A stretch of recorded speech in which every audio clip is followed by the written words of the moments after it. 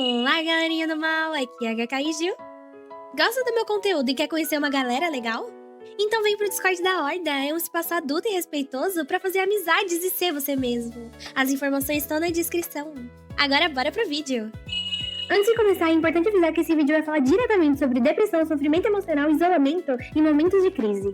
Caso você se reconheça ou esteja passando por problemas, procure um psicólogo, um psiquiatra ou um serviço de saúde. Esse vídeo não substitui uma avaliação profissional e ele não deve ser usado como forma de autodiagnóstico.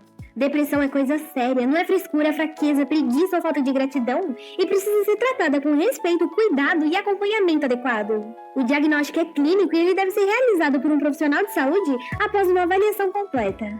Caso você esteja precisando de ajuda, ligue para o 188, que é o número do Centro de Valorização da Vida, conhecido como CVV. A ligação é gratuita, funciona 24 horas por dia em todo o Brasil e ela pode ser feita de qualquer telefone fixo ou celular. Você vai ser atendido por um voluntário treinado para conversar com respeito, anonimato, sigilo e sem julgamentos. O objetivo do serviço é oferecer escuta e apoio emocional durante um momento difícil.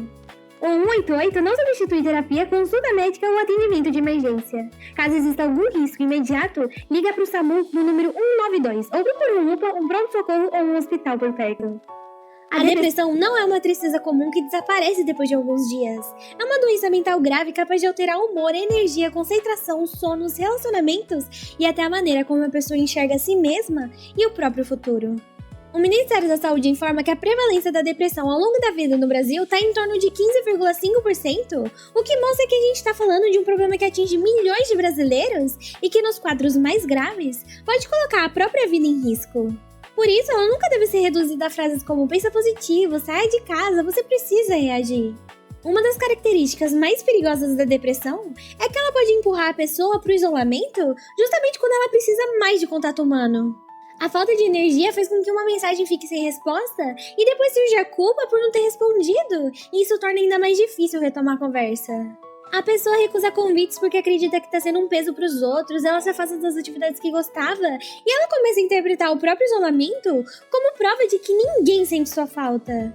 E aos poucos, um sofrimento que já era grave, ele passa a ser enfrentado em um ambiente cada vez mais solitário, no qual os pensamentos de inutilidade, de culpa e de desesperança encontram menos resistência.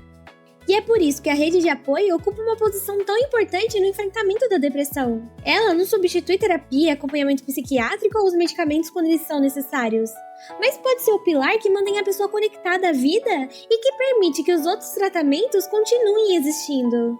É um amigo que percebe uma mudança de comportamento, ou alguém que pergunta por que a pessoa desapareceu, ou quem oferece companhia para procurar o atendimento, ou simplesmente permanece presente durante um período difícil. Uma pessoa com depressão precisa ser ouvida e ter uma rede de apoio como um dos fatores mais importantes para proteger vidas.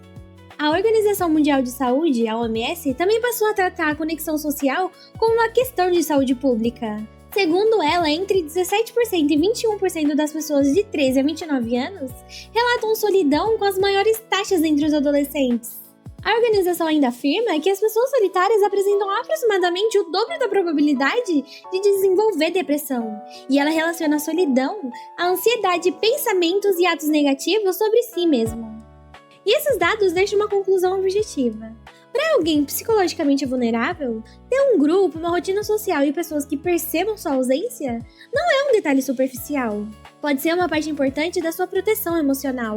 E essa realidade ajuda a explicar por que tantos jovens com depressão, ansiedade, timidez extrema ou histórico de bullying procuram comunidades na internet. Muitos não rejeitam as relações presenciais por preferência. Eles chegaram ao ambiente digital depois de repetidas experiências de exclusão, humilhação ou dificuldade de se encaixar. Uma pessoa que passa anos sendo ridicularizada na escola pode começar a associar qualquer tentativa de aproximação ao risco de ser rejeitada novamente. E a internet amplia radicalmente o número de pessoas que ela pode conhecer e permite que o primeiro contato aconteça por meio de um interesse compartilhado, sem a mesma pressão imediata que existe em muitos ambientes presenciais.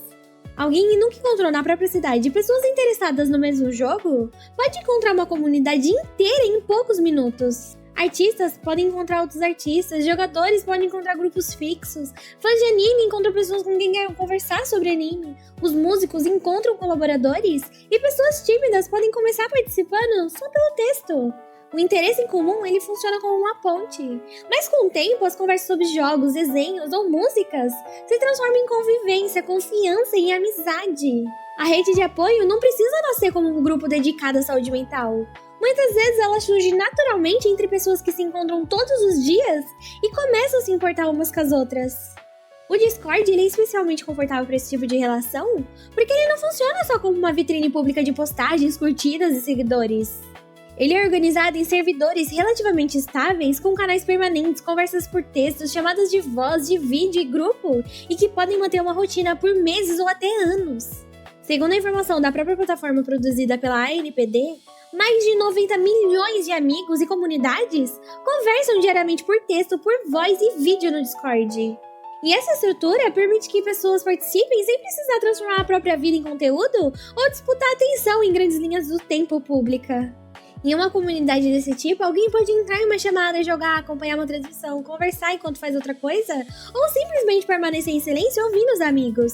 No dia seguinte, retorna ao mesmo espaço e encontra as mesmas pessoas. E essa continuidade produz familiaridade, e a familiaridade produz confiança.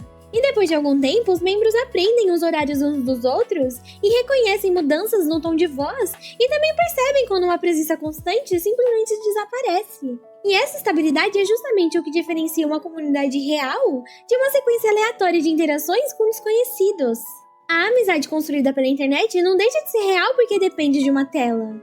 O meio é digital, mas o vínculo continua sendo humano. Quando pessoas passam noites conversando, compartilhando problemas, comemorando conquistas, discutindo, pedindo desculpas, jogando juntas e se preocupam umas com as outras, existe ali uma relação verdadeira.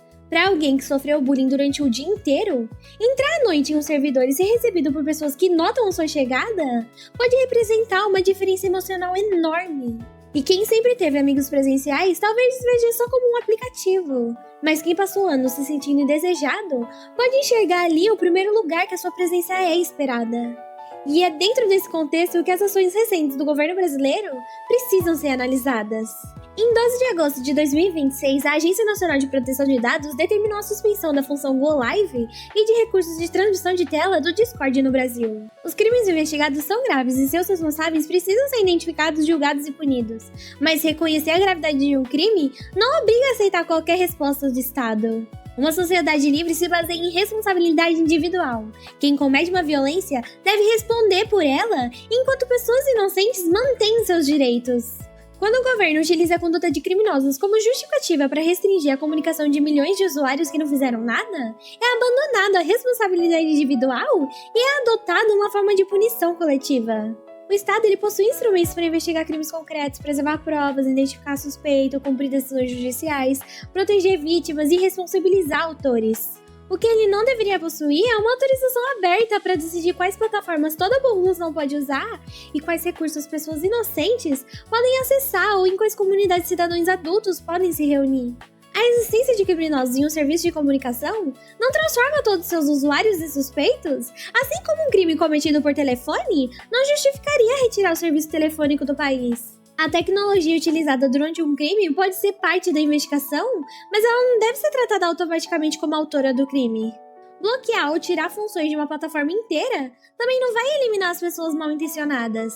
Os criminosos eles podem migrar para outros aplicativos, criar novos grupos e procurar ferramentas menos conhecidas, enquanto os usuários comuns que construíram comunidades abertas e identificáveis ao longo dos anos perderam sua principal infraestrutura social.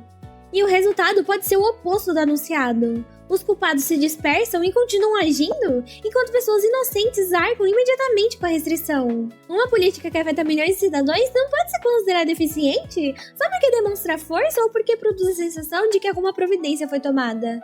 E também é muito superficial responder que todo mundo poderia simplesmente migrar para outro aplicativo. Porque comunidades humanas não são arquivos que podem ser transferidos sem perdas.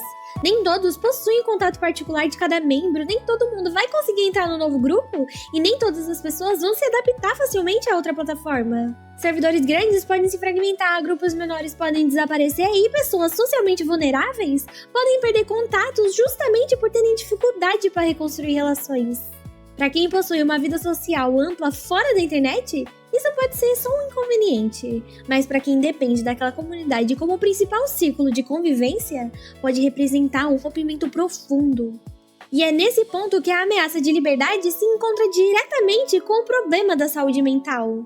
A gente sabe que isolamento, solidão e ausência de apoio estão associados à depressão e comportamentos de se desviver. Também não é possível fingir que cortar redes de apoio de pessoas vulneráveis de uma hora para outra seja uma ação sem riscos. Em casos extremos, o aumento do isolamento pode contribuir para o agravamento de um quadro depressivo e fazer parte de uma cadeia de acontecimentos que terminem em ações contra si mesmo.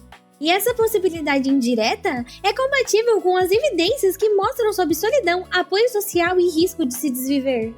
Então, quando o Estado restringe uma ferramenta que pode ser utilizada por pessoas vulneráveis para manter contato com os amigos, ele não está interferindo só numa empresa estrangeira. Ele está interferindo nas relações humanas, nas rotinas, nas comunidades e nos vínculos que muitas vezes foram construídos durante anos. Mesmo que a intenção declarada seja proteger pessoas vulneráveis, a medida pode atingir outras pessoas igualmente vulneráveis, incluindo jovens isolados, vítimas de bullying e indivíduos cuja principal rede de apoio existe dentro daquela plataforma.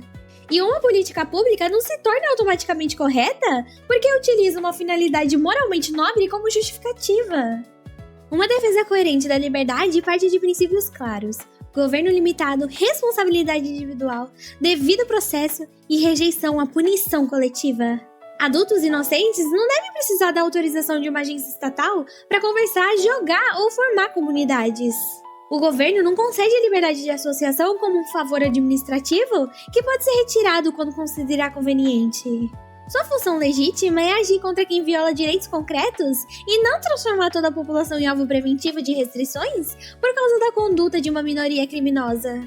A solução compatível com a liberdade é responsabilizar pessoas por atos comprovados e não restringir previamente todos os usuários porque alguns podem cometer delitos. O problema é que medidas apresentadas inicialmente como emergenciais e específicas podem criar precedentes para novas restrições atingir outros serviços e normalizar a ideia de que órgãos administrativos podem suspender formas inteiras de comunicação até que empresas obtenham autorização para restaurá-las. Quando esse poder é aceito sem resistência, o debate deixa de ser só sobre o Discord e passa a ser sobre quem decidirá quais espaços digitais poderão existir no Brasil e até onde o cidadão comum vai ser livre para escolher onde e com quem ele deseja se comunicar. Para muitas pessoas, perder o Discord significa só instalar o seu programa. Para outras, significa perder o lugar onde estão os únicos amigos com quem ela conversa diariamente, a comunidade que acolheu ela depois de anos de bullying e as pessoas que percebem quando elas desaparecem.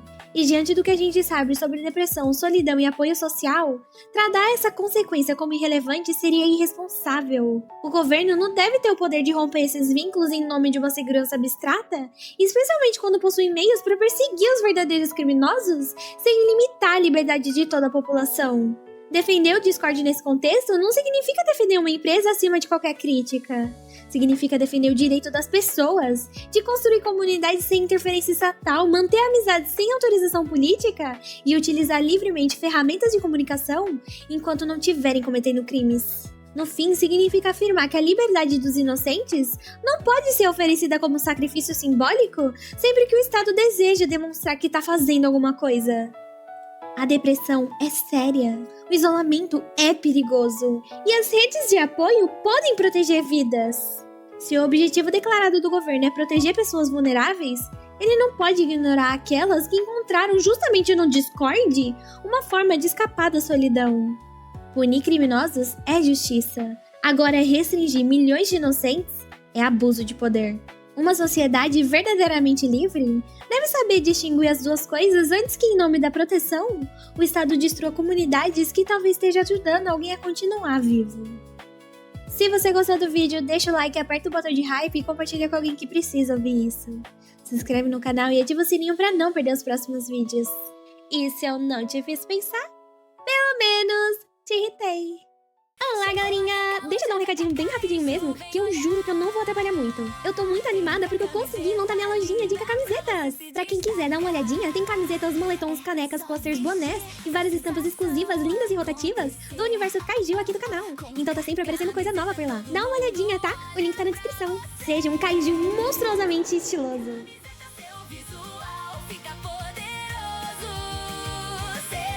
beijo monstruosa.